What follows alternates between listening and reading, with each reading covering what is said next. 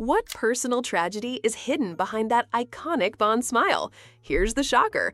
Pierce Brosnan lost both his wife and his daughter to the same disease, ovarian cancer.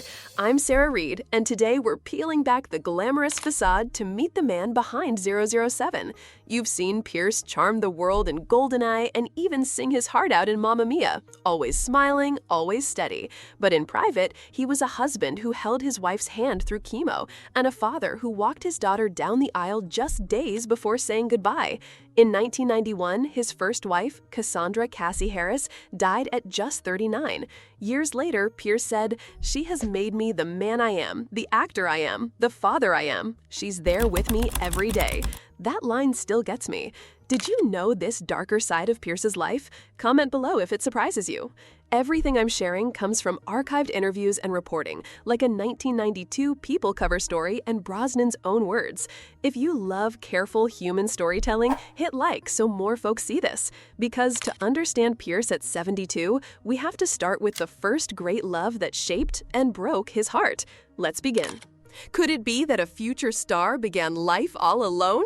Pierce Brosnan was born in Ireland in 1953, and his father left soon after. His mother moved to London for work, and Pierce stayed behind with relatives. He once described himself as virtually orphaned. Picture that, a quiet boy watching other families at dinner while he tries to make sense of why his own table feels empty. That kind of childhood plants grit. It also plants a little ache that never fully goes away. By 12, he was already running toward a different life, toward London and acting. He wasn't just chasing a dream, he was chasing belonging. That early instability became a kind of training. He learned to smile when life was hard. He learned to step into a room and command attention, because if you don't speak up, you disappear. It's not the story we expect when we see that smooth, confident gentleman on screen, but it's the engine behind his resilience. And that engine carried him far, onto stages, then onto TV screens, and eventually into the tuxedo that would define an era. The rise was real, but success can't protect anyone from what came next. How does a boy from Ireland become a cinematic icon? And did that fame protect him from pain? Pierce found his lane early. Theater training, small roles, then the 1980s TV hit Remington Steele. That show made his face famous and his charm undeniable. In 1995, at 42, he finally became James Bond with GoldenEye and led the franchise through 2002.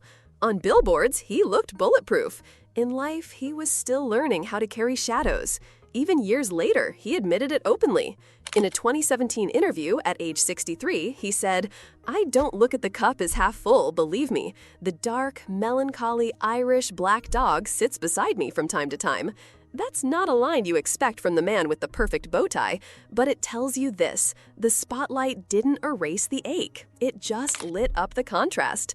We'll get to the tuxedos and the fame, yes, but first we have to talk about the woman who helped build that man, the one who gave him courage, sharpened his drive, and taught him the meaning of home.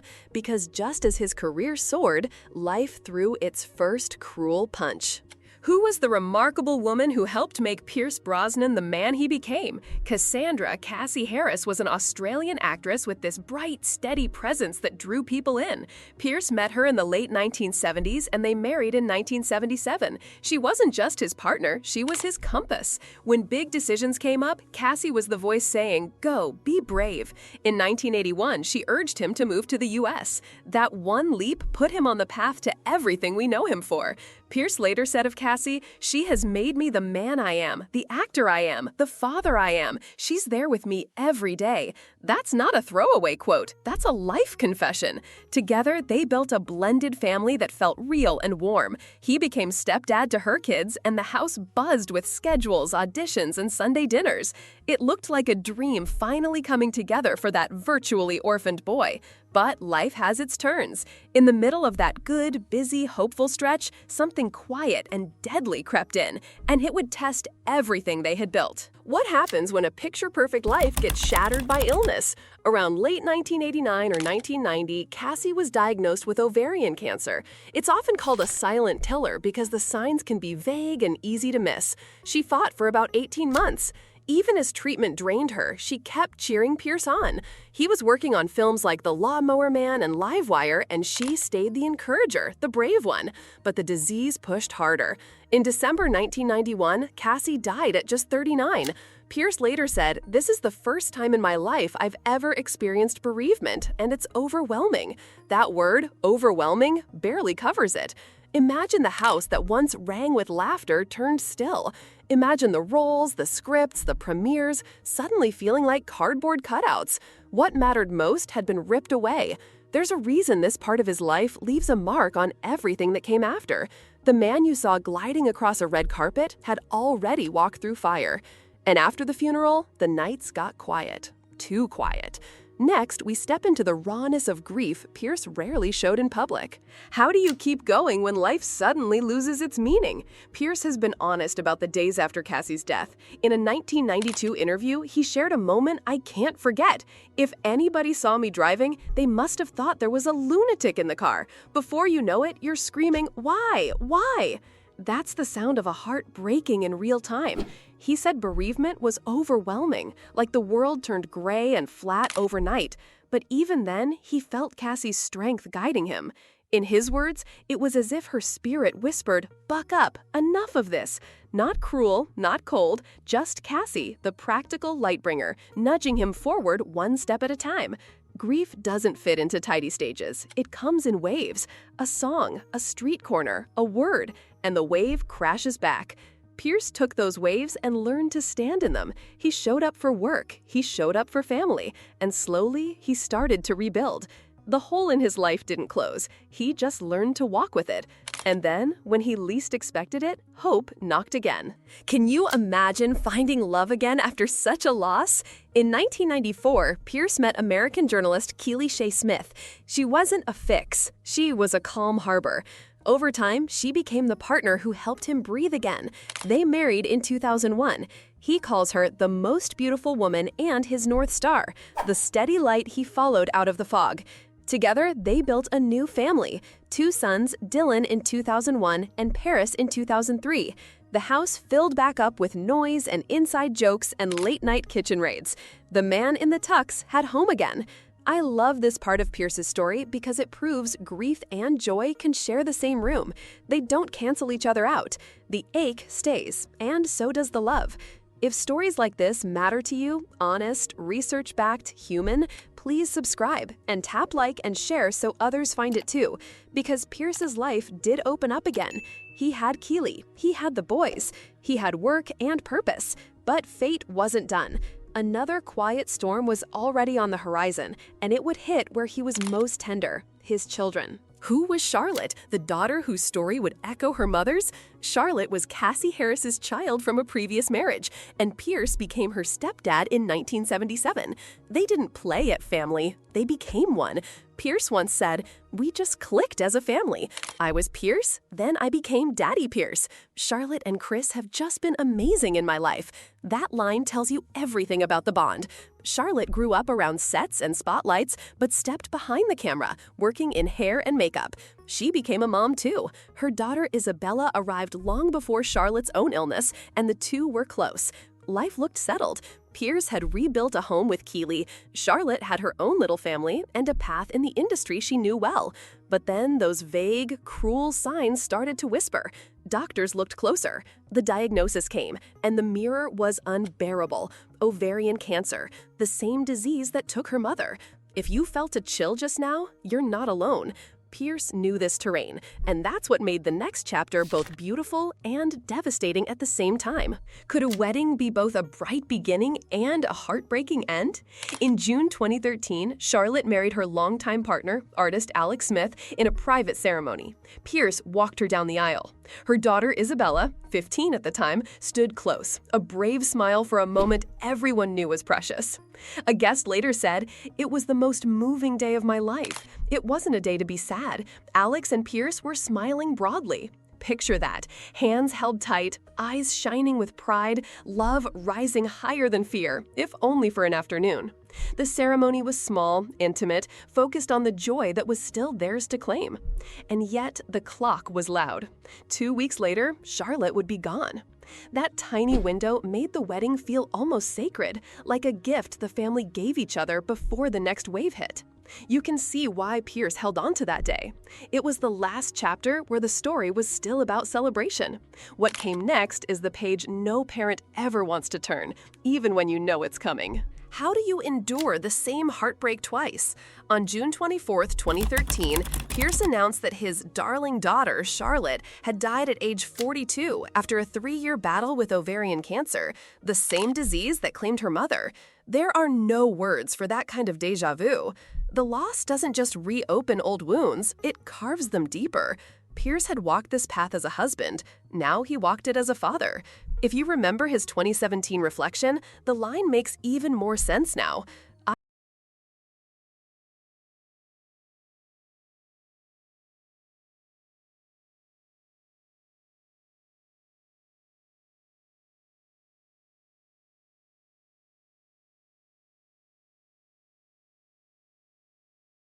I don't look at the cup as half full, believe me. The dark, melancholy Irish black dog sits beside me from time to time. Of course it does. How could it not? And yet, grief didn't turn him bitter. It made him more tender. You can feel it in the way he talks about family, in the way he shows up for the causes that matter. Those are choices. They're not easy, and they're not flashy. They are the quiet work of a man who refused to let sorrow be the end of his story. So how did he keep living with that weight? The answer starts at home. After unimaginable loss, how do you move forward? Pierce doesn't claim he got over anything. He says he lives with it. He and Keely keep their marriage strong. They raise their sons with love and a sense of where they come from. And he keeps Cassie and Charlotte present, in stories, in photos, in the way the family honors birthdays and quiet days alike.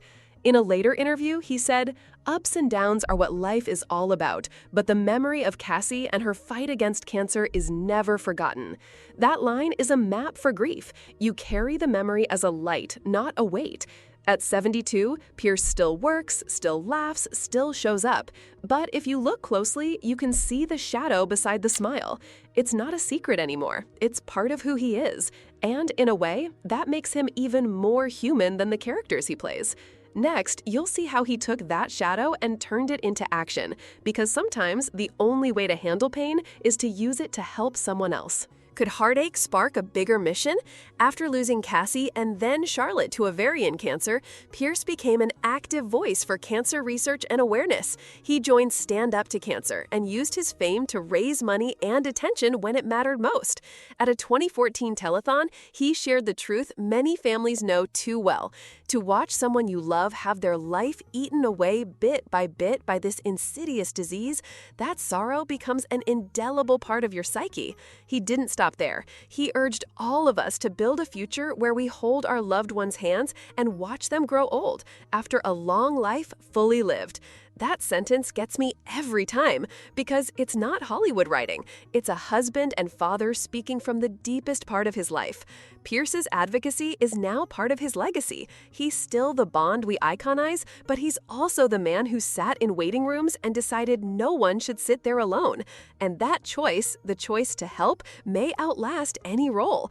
Which brings us to the bigger picture of who he is now. What can we learn from Pierce Brosnan's hidden story? On screen, he was the coolest man in the room. Off screen, he faced a private storm that would level most of us. He even noted the odd parallel ones. James Bond, like Pierce, is a widower, but the character never has to carry that pain the way a real person does. That contrast is the point. Fame and sorrow can live side by side. Pierce's life shows that heartbreak doesn't end a story, it widens it. He built a new marriage with Keely, raised sons, stayed close with his extended family, and kept working. At 72, he still steps onto sets with that timeless calm. But the smile now carries a history, and that history makes the smile mean more. His message echoes his 2014 plea: let's build a world where we hold our loved ones' hands after a long life fully lived. It's simple, and it's everything. If this story moved you, stick with me. We're about to close with the truth that ties it all together, the man behind the legend and the legacy he keeps writing. Pierce Brosnan taught me that even legends carry scars. The tux, the charm, the perfect one-liner, those are fun. But the real story is the husband and father who kept showing up after the unthinkable, who let love be louder than loss. I'm Sarah Reed, and this is why I love doing Golden American Legends, because when we look past the myth, we actually see people, and that makes their work matter even more. If this video resonated with you, please subscribe and give it a like and share.